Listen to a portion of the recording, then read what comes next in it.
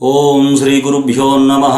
గురుబ్రహ్మ గురుర్విష్ణుః గురుర్దేవో మహేశ్వరః గురుః సాక్షాత్ పరబ్రహ్మ తస్మై శ్రీ గురవే నమః. శుక్లాంబరధరం విష్ణుం శశివర్ణం చతుర్భుజం ప్రసన్నవదనం ధ్యాయే సర్వవిఘ్నోపశాంతయే. శారదనీరదేందుఘనసార పటీరమరాళమల్లికాహారతుషారఫేన రజతాజలకాశ ఫణీశ కుందమందార సుధాపయోధి శితతామర సామర వాహిని శుభాకార తనుప్పు నిన్ను మదిగానగనెన్నడుగల్గు భారతి. గురుభ్యో నమః. మహాగణాధిపతయే నమః. మహాసరస్వత్యై నమః. హరి ఓం. ముందుగా తెలుగు రాశి ఫలాలను వీక్షించేటువంటి ప్రేక్షకులకు హేమళంబి నామ సంవత్సర శుభాకాంక్షలు తెలియజేస్తున్నాను. హేమళంబి నామ సంవత్సరము అనగా 2017-2018 ఫలితాలు. ఇప్పుడు హేమళంబి నామ సంవత్సరంలో 2017-18 సింహరాశి వారి యొక్క రాశి గురించి తెలియజేస్తున్నాను. సింహరాశి గురించి మీకు తెలియజేస్తున్నాను.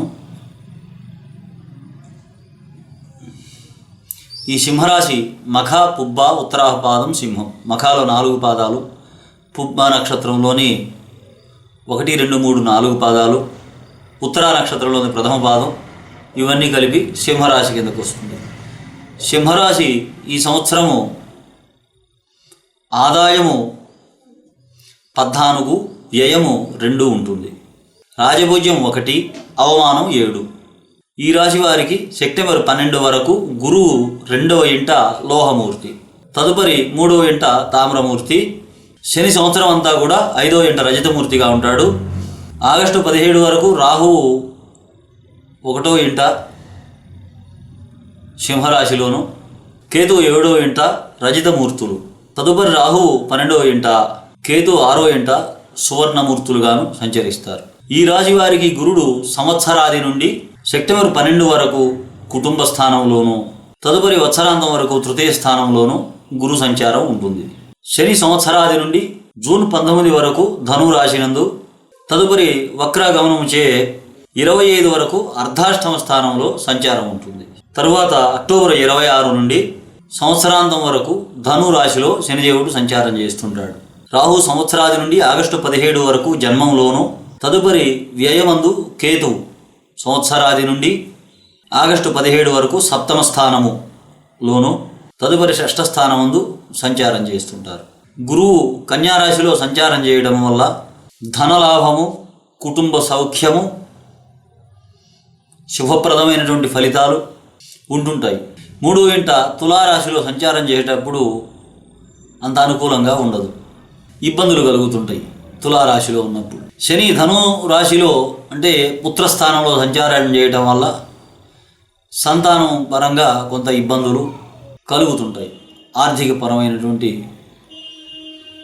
కొన్ని సమస్యలు ఉంటుంటాయి. మనసు కూడా ప్రశాంతత తక్కువగా ఉంటుంది. సమయాన్ని తగ్గినటువంటి ఆలోచన రాదు.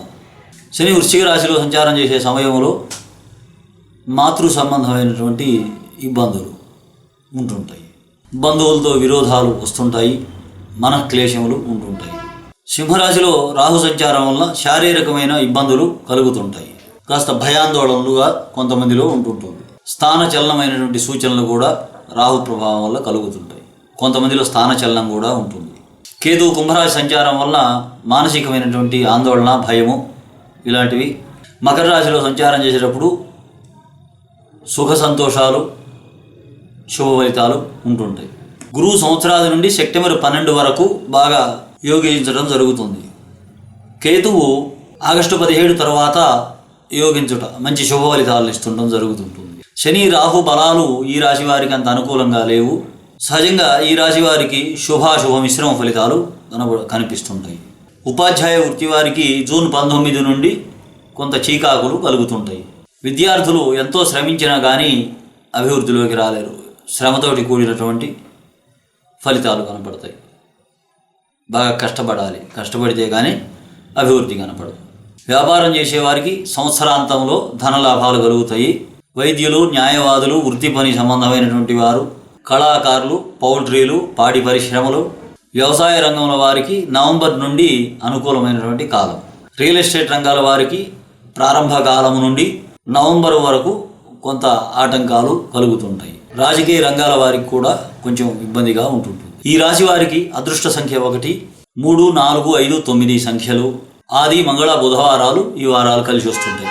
రాహు సంబంధమైనటువంటి దోషాలు పోవడానికి దుర్గాదేవి సంబంధమైనటువంటి పూజలు, దుర్గాదేవి స్తోత్రాలు, దుర్గాదేవి సంబంధమైన కుంకుమార్చనలు, చండీ సప్తశతి పారాయణలు, దుర్గాదేవి దర్శనం ఇలాంటివి మంచి ఫలితాలను ఇస్తుంటుంది. అర్ధాష్టమ శని ప్రభావాన్ని పోవడానికి శివ సంబంధమైనటువంటి రుద్రాభిషేకాలు చేయించుట, శని జపాలు, తైలాభిషేకాలు, శివ దర్శనం చేయుట, శని జప హోమాదులు ఇలాంటివి శుభ ఫలితాలను ఇస్తుంటాయి. స్త్రీలు శుక్రవార నియమాన్ని పాటించాలి.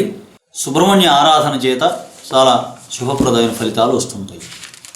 ఈ సింహరాశి వారికి ఏప్రిల్ నెలలో అధికారపరంగా వృద్ధి ఉంటుంది. ఆకస్మిక ధనలాభాలు, వ్యాపార వృత్తిపరంగా అభివృద్ధి, వ్యవహారాల్లో అనుకూలము, లక్ష్యం వైపు దూసుకుపోతుంటారు, లక్ష్య సాధన చేస్తారు. కొన్ని చేసే పనుల్లో పొరపాట్ల వలన కీర్తి ప్రతిష్టలు కొంత తగ్గుతుంటాయి. ఆరోగ్య సంబంధమైనటువంటి జాగ్రత్తలు పాటించాలి. మే నెలలో కొంత వ్యవహారాల్లో ప్రతిబంధంగా ఉంటుంది. కాలంలో వృధా శ్రమ తాత్సారం అవుతుంటుంది. సంతానపరంగా కొంత చీకాకులు, వారి గురించి దిగులు పడుతుంటారు. సంతానం గురించి ఖర్చు చేస్తుంటారు వారి అభివృద్ధి కోసం. తీర్థయాత్రల్లో పాల్గొంటారు. ఆర్థిక నిర్వహణ తగుమాత్రంగా ఉంటుంది.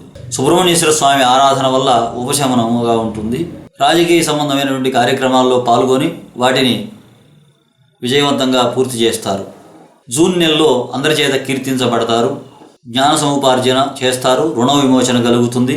న్యాయపరమైన అంశాలతోటి ఇతరులకు సూచనలు చేస్తారు. కొంతమంది భూములు కూడా కొనుగోలు చేసే అవకాశం ఉంది. జూలై నెలలో వాక్చాతుర్యము, విషయాల మీద పట్టు, విషయ విశదీకరణ, విషయ విశ్లేషణ వల్ల అందరినీ ఆకట్టుకోగలుగుతారు. ఆదాయ మార్గాలు మెరుగుపడతాయి. ధనలాభం వస్తుంటుంది. వృత్తి వ్యాపారాలు బాగా కలిసి వస్తాయి. వ్యాపారంలో పెట్టుబడి తగినటువంటి ఆదాయం ఉంటుంది. నాణ్యమైన ఉత్పత్తులకు సంబంధించేటువంటి కృషి ఫలిస్తుంది. ఆగస్టు నెలలో గృహ వాతావరణం అనుకూలంగా ఉంటుంది. మనసు కొంత ప్రశాంతంగా ఉంటుంది. శుభ కార్యక్రమాల్లో బంధుమిత్రుల యొక్క కలయిక జరుగుతుంది. ఆనందంగా ఉంటుంది. కొత్త పరిచయాలు కలుగుతాయి. ఆదాయ మార్గాలు మెరుగుపడి ఆదాయం పెరుగుతుంది. కొంత ఖర్చు అవుతుంది. భోజన సౌఖ్యం కలుగుతుంది. నూతన వ్యాపారాల్లో అనుకూలంగా ఉంటుంది. కొత్త వ్యక్తుల చేత భాగస్వామ్యం ఏర్పడుతుంది. సెప్టెంబర్ నెలలో అనుకోకుండా కొంత ఆగ్రహానికి గురి అవుతారు. ధనం ఖర్చు అవుతుంది. దైవ కార్యక్రమాల్లో పాల్గొంటారు. వృత్తి వ్యాపారాలు బాగుంటాయి. ఇంటికి సంబంధించి మరమ్మతులు ఇలాంటివి చేయిస్తుంటారు. షేర్లు వ్యాపారులకు స్పెక్యులేషన్ వారికి కలిసి వస్తుంది. అక్టోబర్ నెలలో మీకు సోదరుల సహాయత, సోదరుల బలం పెరుగుతుంది. వారి సహాయ సహకారాలు, తోడ్పాటు మీకు ఉంటుంది. మీరు చేసేటువంటి వృత్తి బాగా కలిసి వస్తుంది. ఇంటి పరంగా కొన్ని ఆరోగ్య సమస్యలు ఉంటుంటాయి. వైద్య సహాయము అవసరమవుతుంది. కొంతమందిలో బంధువుల నుండి అన్నీ కూడా శుభవార్తలు వినవస్తాయి. వారి అభివృద్ధికి సంబంధించినటువంటి వార్తలు, వర్తమానాలు. ధైర్యంగా కార్యజయం ఉంటుంది. కార్యజయం కలుగుతుంది. ధైర్యంగా ముందడుగు వేస్తారు. నవంబర్ నెలలో సునాయాసంగా పనులు పూర్తి చేస్తారు. స్థిరాస్తుల విలువ గణనీయంగా పెరుగుతుంది. స్థిరాస్తులు వాటి వలన ఆదాయం బాగా పెరుగుతుంది. విద్యా ఉద్యోగ రంగాల్లో జయం కలుగుతుంది. అందరికీ ఉపయోగకరంగా ఉంటుంటారు. అందుబాటులో ఉంటుంటారు. సభలు సమావేశాల్లో పాల్గొంటుంటారు. డిసెంబర్ నెలలో కొంత మాట తొందరగా ఉంటుంది. అందరికీ సహాయం చేయాలని సహాయ సహకారాల విషయాల్లో ముందుంటారు. ఉపకారం చేసేటువంటి పనులలో, మేలు చేసేటువంటి పనుల్లో ముందుంటారు. రాజకీయంగా పైవారి సందర్శనం అవుతుంది. గృహ వాతావరణం అంతా అనుకూలంగా ఉంటుంది. కొంతమంది వ్యక్తులతోటి పరిచయాలు, స్నేహాల వలన కొన్ని ఇబ్బందులు లోను కావాల్సి వస్తుంది. విహారాలకు, విందులకు డబ్బు ఖర్చు అవుతుంది. జనవరి నెలలో వృత్తి వ్యాపారాల్లో మార్పులు, పై అధికారులతోటి సత్సంబంధాలు ఏర్పడతాయి. మీ సలహాకు విలువ కలుగుతుంది. వారి ప్రశంసలు, మన్ననలు పొందుతారు. ఇతరులకు మార్గదర్శకులు అవుతారు. ధన సమృద్ధి.